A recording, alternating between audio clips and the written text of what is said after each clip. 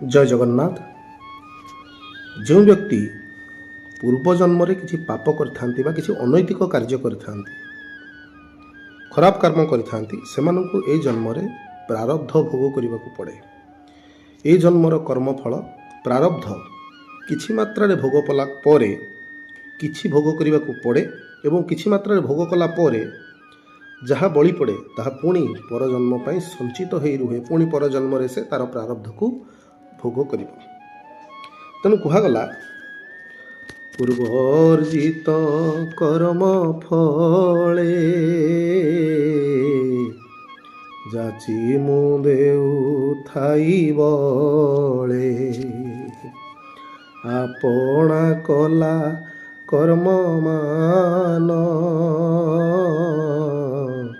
Value होइब सावधान जहार भाव जे जेमिति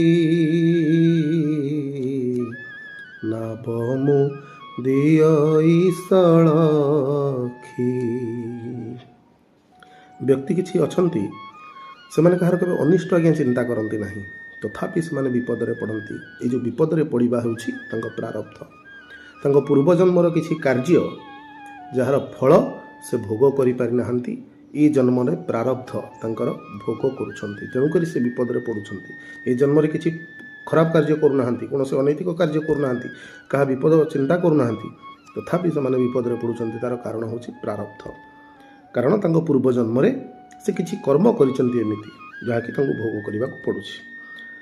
से समय आपण कातर न होई, भीरु न होई, डरी न जाई से समस्त कार्य को जो फल को आपण प्राप्त करुछंती सबु भगवान को समर्पण कर दियंतु। देखिबे आपण मानकर मंगल हेबो एवं महाप्रभु से समस्त कार्य समस्त अमंगल को विनाश करी आपण मानकर मंगल विधान करिवे।